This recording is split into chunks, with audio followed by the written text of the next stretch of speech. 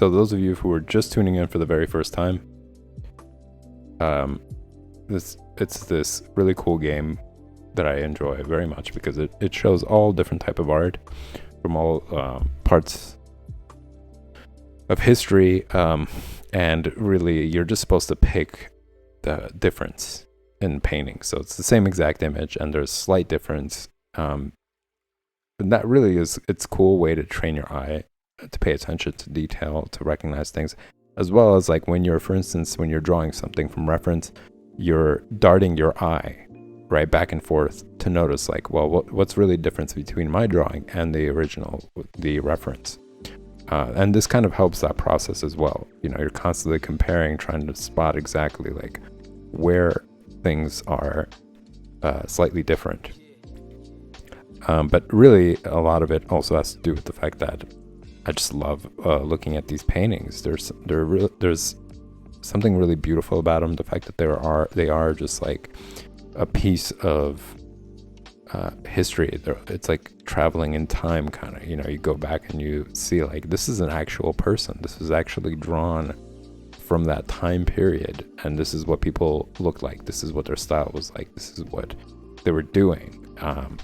You know, and it was a very unique period because there was no photography. Like in this case, for example, in this photo, I'm going to say this is like 1700s, maybe 1800s, early 1800s, late 1700s, if not earlier. You know, maybe it's like 1600s, probably more so 1600s, 1500s than it is 1800s. But yeah, you know, in that time period, there was no camera, there was no way to capture somebody. So once you're gone, you're gone. And the people who really were able to do that were sculptors, painters. You know, they played such an important role in history at that time. It wasn't for fun only. It wasn't just this beautiful skill. It was also a way of recording history. It was a way of recording a moment that there was no other way of doing it at the time. So it's a really unique thing, and you could tell in the expressions of the people how monumental that moment was, that they really did take it seriously. It was something really important. So I'm going to try to spot the difference between the time runs out, before the time runs out.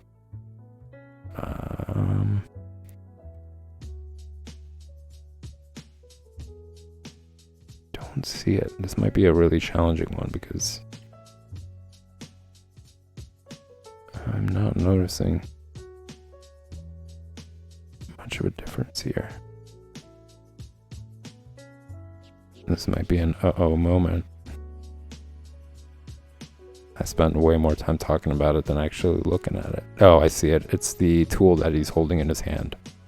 One is longer than the other. Nice. Oh, look at that. That's Van Gogh. Beautiful work by Van Gogh. His use of color. And here's a little interesting note. He was a drinker of absinthe.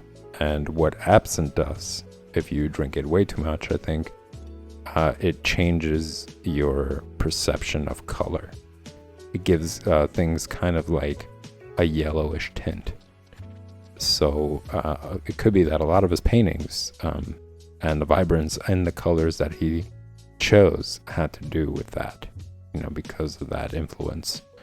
You know, his yellows are more, they have like a warmer tint to it, or there is more yellow in his work because of that. Now let's see, what is the difference here?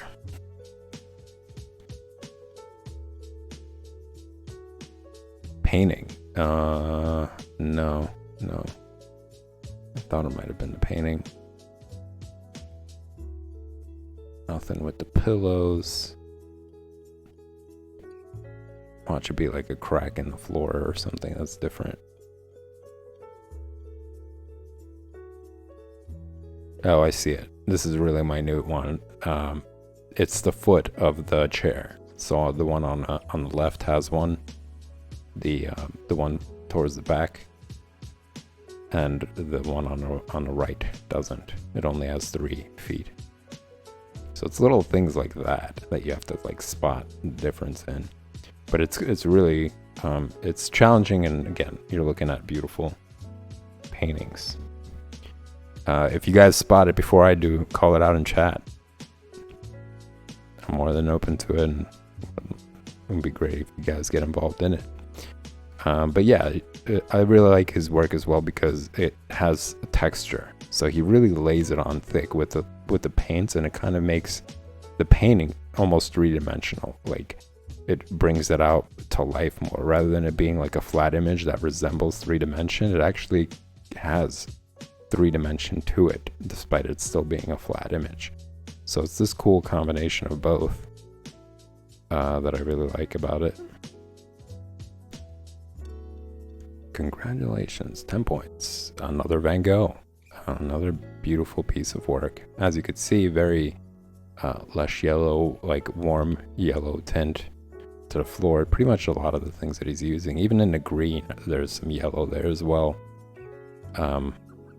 which I really like.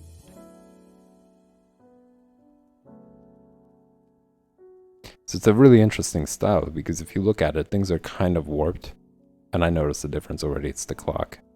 There are no handles, so the hands are off on one of them. But yeah, if you look at the clock, for example, it's warped, right? It doesn't have like a perfect shape to it. It's supposed to be circular, it's supposed to be round, but it's not. Same thing with certain furniture. Like if you look at the furniture in the back behind the pool table, it still kind of looks warped. The pool table itself, like the legs are kind of warped, but it still maintains realness to it. It feels like you are actually in the scene and you're looking at the pool table and the guy is looking back at you waiting for you to make a move or start the game. But yeah, it's just this really cool, it's a cool effect that he has. Not hyper realistic, right? But retains realism to it, or retains this sense of reality when you're looking at it. And a lot of it, I think, has to do with his colors, like how he paints, and the colors that he chooses bring dimension to his work. Like the pool table has thick black lines defining it, but you don't really see this as like a comic book scene. It really still retains that realness to it, which I really dig. I feel like I'm in that room right now looking at this guy. And hopefully you guys feel the same thing. That's really what I really enjoy about it. So we're going to click on that clock. Boom. All right, here we go. Here's another one. Weird times women wore these corsets, squeezed their insides. I don't even know. Like, imagine every day you're wearing this thing that's constantly like restraining your way of, you can't even breathe properly because you could see that the woman is slightly overweight, but her waist says otherwise. And that's probably hell to be in, like being in that position of just not being able to even breathe properly. Taking deep breaths, you can't because it's all just being pressed in as much as possible. Yeah, awful. But this looks like pointillism to me. It looks like a bunch of little dots combined together to create something that actually has a lot of curvature to it and softness to it. It's not angular. It doesn't. The face even has softness to it as well. And I think I guess that's kind of like the theme, right? She's holding something that is also like to powder her face. There's softness to it. In the background as well, it's like clouds. Really well done as far as like, well, just in general, it also captures like a mood. I want to say it's like a mood of spring, with the flowers in the background as well. And what she's wearing, it's not like winter clothes. So it's like just this combination of all of that combined together. I did spot it. I spotted the difference, and it's the hair tie. She has a hair tie in one of them, and no hair tie in the other. Now the question is, which one is real? I'm gonna say, because it could have been easily photoshopped in. You know, they took a sample of her corset and just like blopped it onto the hair. I'm gonna take a look real close, see if maybe I could spot it. Yeah, I'm gonna say the one that's real is on the right, but I could be wrong.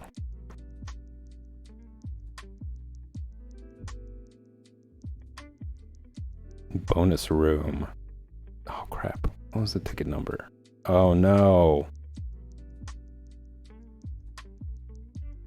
Bummer. I forgot what the...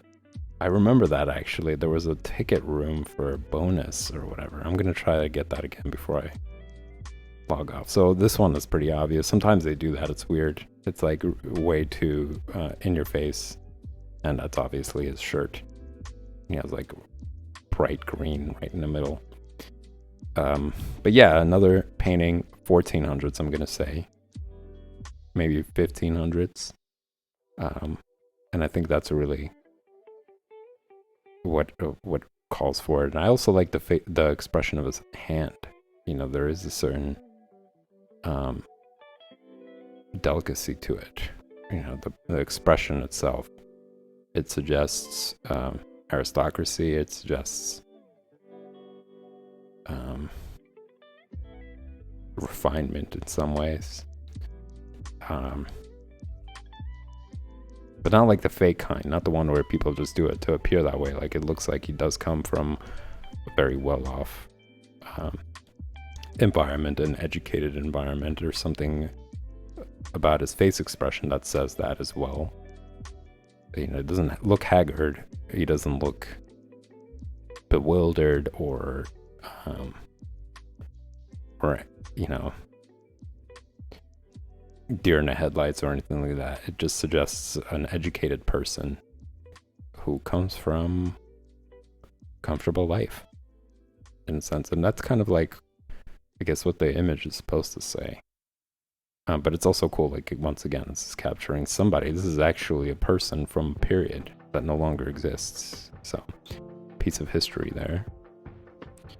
And the painting is done well too, like just how the face is constructed, despite it not being hyper realistic. Like, I think it's still, there's still some things off. Like the hair looks, obviously it looks kind of constructed. You know, there isn't free flowing to it. Like, you know, that our hands have a little bit of roundness to them. It's hard to really pinpoint it, but the painting, the way it's painted, the way the colors are put onto it, it does give it 3-dimension. Everything gets 3-dimension. The colors are pretty good. So it's just this kind of mix between, like, it's like a stylistic version of realism. Exaggerated features in some ways.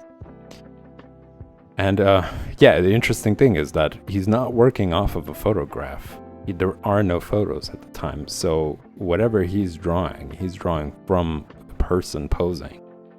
You know, or he did a sketch. You know, he probably did a sketch first and then just worked from his understanding of a light source. And probably from memory, you know, where the light source would be. According to that light source, this and this is where the light would hit on the arm, on the hand, on the face, etc. So the colors are great. They suggest skin tone. And that really brings out the painting. So I'm going to click on that. Congratulations. Whoopee. Moving on to this one. Beautiful scene. Very cool architecture. Another part that I really like about these paintings. Let's see if I can spot the difference before I blab on about it. Let's see. I see it. All the way in a corner, there is a window on the roof. So all the way on the left, on the right, sorry, all the way on the right painting, you see like a little attic window. Whereas on the left, there is no attic window, it's just a blue roof. But yeah, I think the architecture is very beautiful in this one. Compositionally, it's also really great how those two pointed roofs, along with the very back structure as well, kind of resemble that throughout the image. So there's this kind of balance where all the way on the left there is an object that has a similar shape to the two on the right, and other ones in the middle as well. They're kind of jotting out in variation while having like these horizontal lines, the horizontal lines of the roof, the blue roof on the highest one, and the lowest one, and then the boat itself also having adding to that horizontal pattern with a bit of curvature there. So it's like all these geometric shapes kind of combined together create really good composition, I think. And also like the windows, if you take a look, like there's a circle right in the middle, there's a square for the window on the right, there's a half circle on the bottom where the water is. So like all these shapes are kind of inner center, like the windows also, the two windows on the blue roof and the two windows below it, they're all kind of like centered in the middle of the painting and fill up this otherwise what would seem kind of flat. You know, they give it some dimension, they give it some depth.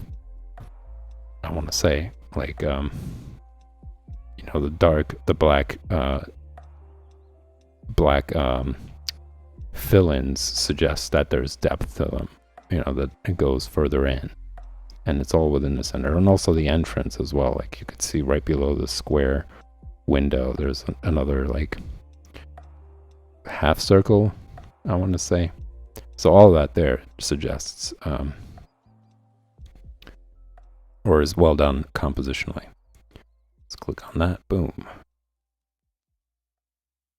I see this one. It looks like there's shadow on the guy's eye on the left. The guy on the right wearing a red jacket. At the time it's a jacket. But yeah, his eye's covered on the left. I think it's really fascinating how they were able to, back then, like this is more close to like hyperrealism, I would say, how they were able to capture clothing so well. Like you look at his clothing here and it looks almost like a photograph, like it is really sticking out towards you, and has like this velvety kind of feel to it, which I think is pretty cool. Yeah, they were amazing with capturing that back then. The amount of different colors within that color, you know, there's so many different whites and yellows and greens combined to give this illusion that it really is this three-dimensional part of the body. And again, capturing very cool time period. Like this is an actual person. It's not an actor. It's not a costume. It's not somebody who's posing for a painting. Like this is royalty of the time, I guess. And they're out in the wild. And I really like the face expression of the guy on the left, on the right, not the left. All of them have pretty interesting ones. The main focus guy in the center, I want to say has a cocky kind of face expression, you know, like, yes, I am royalty. You are drawing royalty right now. With his fancy sword that has a very designerly handle on it. Yeah, and also cool clothing, right? You look at that, like, when do you see people wearing pants like that and shoes like that, especially men of the time, or modern time? You wouldn't see anybody wearing that, but I like it. I think it looks cool. Such different style.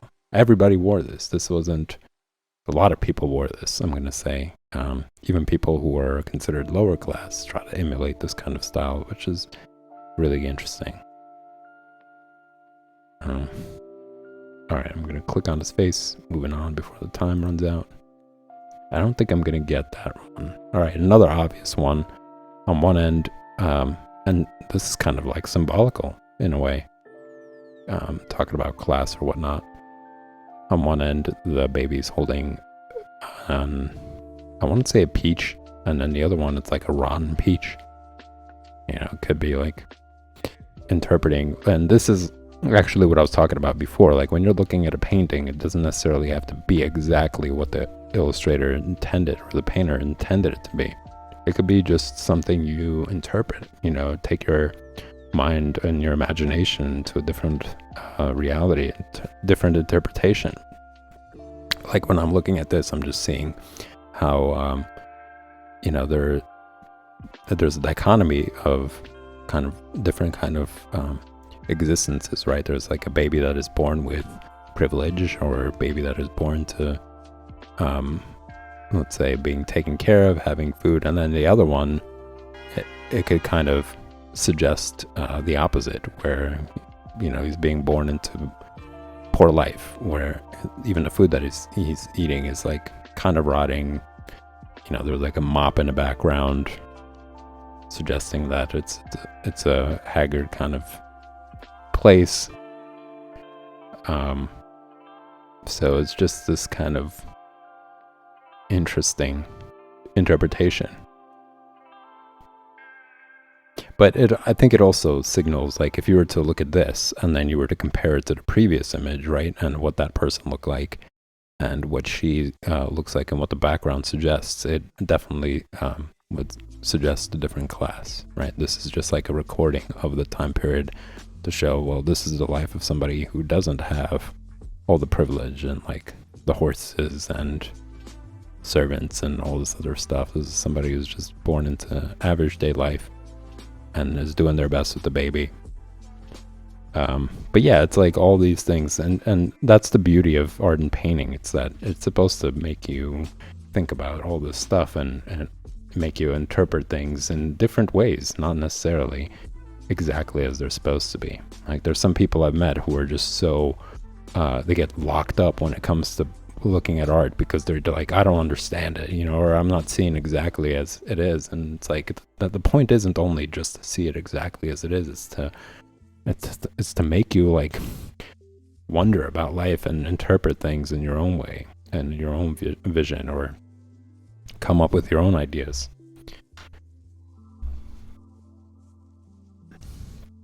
So time is running out. Gonna click on that one. Another one that says the same thing. A musician, somebody who, again, isn't really born into wealth. Like, you could see the background, right? It's like this castle, and she's in the foreground, barefoot. Very well done. Like, the feet look so realistic. The hands look very realistic too.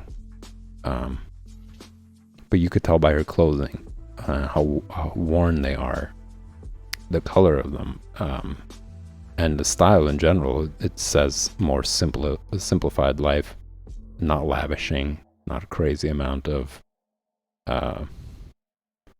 riches or whatnot, but she's holding something dear, which is her violin. Music, you know, the love of music. Very well done. I like it. I think it's beautiful. It also conveys an emotion and captures realness. You know, this isn't somebody posing, trying to be cute for likes, you know, or you know, popularity or whatnot. This is just somebody who's posing for a painting, and yeah, in their face, it's not suggesting like, oh, I'm gonna be rich and famous now, or I'm trying to be incredibly cool or whatever. It's just a person sharing their feeling and their emotion there, which I think is very beautiful. So to see the difference, I see it. It's in the upper left corner on each image. There's a leaf there, so it's like little things like that can be it. You know, you went from something so blatant as like the color of a peach to little stuff like that. So I'm gonna click on that. I really like this painting. Very, very cool. The hands are also great, and the hands actually suggest that it's some that the person's more mature for their age. You know, it means that it's seen a lot of work, or it's put in a lot of work, let's say in a violin or something else. But whatever it is, it doesn't look like a young person's hands. And that could have been embellished more by the illustrator to convey that idea, to convey that image. Or it could have been that it actually was that way. The person was that had those kind of hands.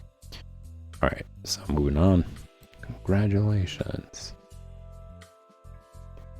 I'm trying to get to the bonus room because I really forgot what it was. I don't even think the bonus room was paintings. I think it was something else. It was like a game of some sort. I see the difference. It's the hands. There's a thumb on one of them and no thumb on the other. And I'm gonna say this is. I'm gonna call this Cezanne's painting. This is also Cezanne.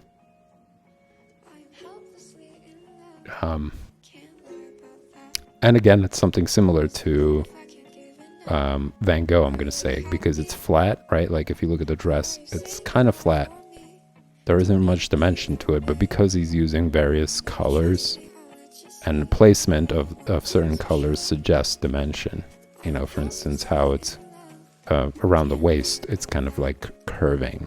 The placement of colors suggests that they're like curving out. The aprons themselves. So again, a depiction of like working class, probably lower. Interesting style, like as far as their hats go, right? You will never see somebody wear that in modern day. And again, not really realistic. If you look at her foot, the person in the yellow shirt, the foot is huge. That's a really big foot. Not incredibly proportionate, but still, there's some reality to it, right? Like something in her face suggests it's alive. She's alive. The painting, when I say it's, I mean the painting's alive. But yeah, she's expressing something very much real in her face. Not super realistic again, but is able to capture that, and I think that's beautiful. Very, very cool. This is what I love about this game. It really shows some amazing paintings. So I'm always happy to play it. So I'm going to click on that thumb. Betty Boop. I don't think I'm going to reach it. So I'm probably going to do one more after this one. And I will have to call it a night, ladies and gents. This is like way past it. Talk about the special stream, right? An hour and a half of our lounge alley.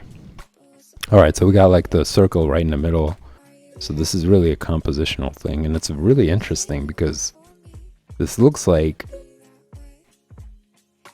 I guess this is what it is. It's the person is painting this tree branch, probably very close, right? The tree branch is very close, and the city is in the background.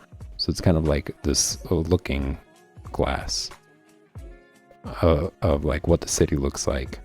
But it looks like at the same time that this tree branch is sitting on the water and it's extending out into the city. So it's like this play on vision, right? Perspective.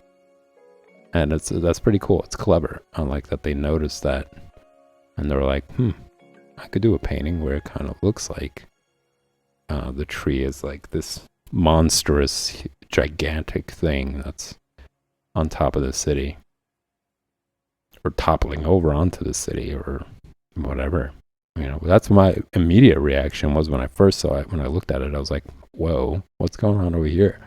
This is a giant tree that's going to land on a city. But then, right, I get it. It's in perspective. Do I notice the difference? I do. It is in the center, right in the circle. There's supposed to be a tower. There's one that's there's two towers.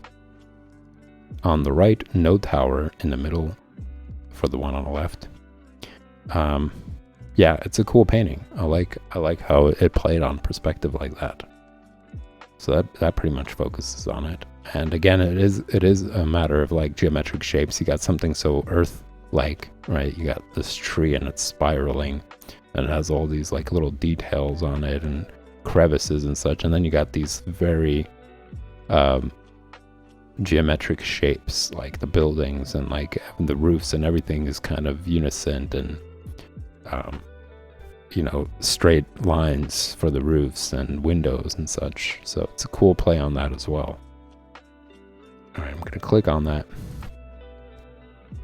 and this is another classic 1400s. I'm gonna say, don't know. I'm not gonna say it's David, Jacques Louis David. It could be, but I'm not gonna say it's not.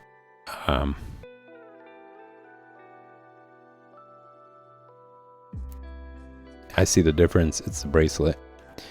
There is a bracelet on the left, no bracelet, or half a bracelet on the right. But again, royalty. Like, remember the picture of the young girl sitting with the violin, and then look at this. So you could obviously tell, what's going on there in comparison. Like, this is lavishing lifestyle.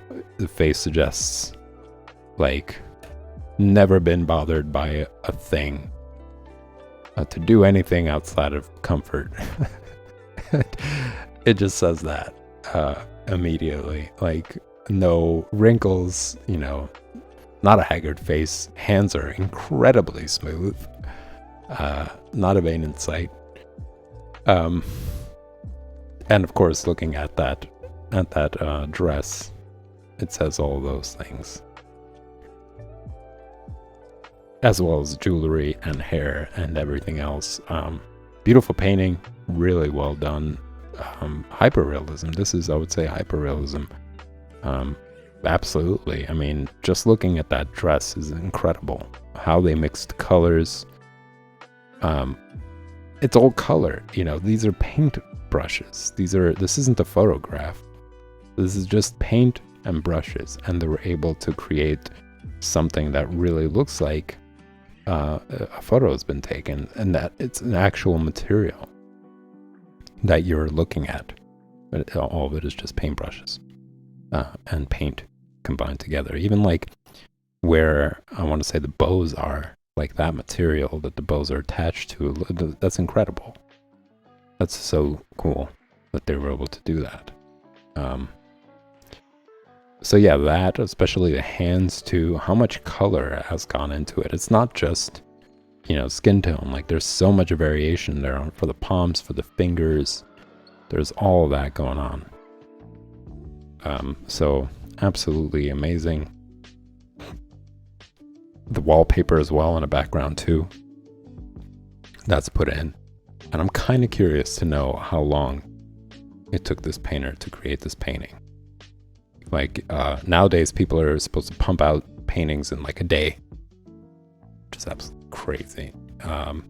Whereas back then it was like, yeah, you're capturing the moment in time. You're also drawing somebody of high status or whatever. So yeah, I'm just kind of curious to know how long that process was. Was it months that it took them to capture, just by the look of the dress alone, just to be able to do that, and then mixing all those colors to get it right. Yeah, I'm amazed by it. All right, I'm gonna click on that bracelet before time runs out. There you go. Bonus room, y'all. This is it. I'm going to copy and paste this. We achieved it right before I was going to end the stream. All right. I copied the ticket. I'm going to click on the bonus room. Submit it. Oh, it is a painting, and it tells you what it was. I was off. Well, it wasn't. I said 1800s, but then I was saying like 1500. So I kind of corrected myself, and they're both opposite. Right in between it. Jean Vermeer van Delft. The geographer. Yeah, and that was his tool, and the tool was missing on one of them. So he was a geographer at the time. And it's the full painting. It's not actually, it was a lot more close. So I like the bonus room. The bonus room is cool. I like that they show the full painting and they tell you what the name is, what the year was. Awesome. I gotta play this game more often. Alright, y'all. This is it. I'm gonna kind of scroll down actually because I noticed that on stream you guys don't see the full image.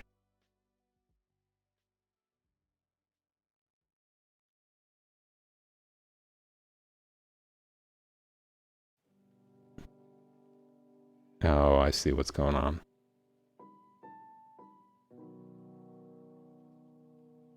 I have to actually move it and show you guys.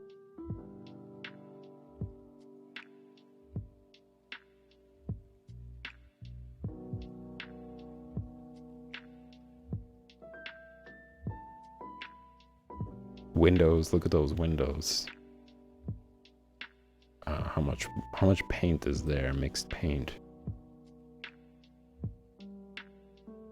And then of course the carpet that's on there. And look at how much detail there is in all of it.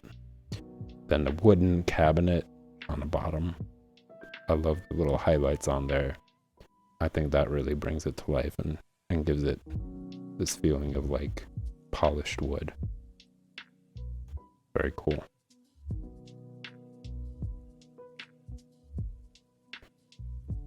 Well, that does it, y'all. This has been a long stream. Hour and a half. Send me some feedback. Tell me what you think of Counterfeit. What you like about it. If you want to see it more often. You know, I would be actually pretty happy with doing Counterfeit at the end of every project stream. For the fun of it, for you guys to see more work, to interpret more work. But yeah, let me know what you think.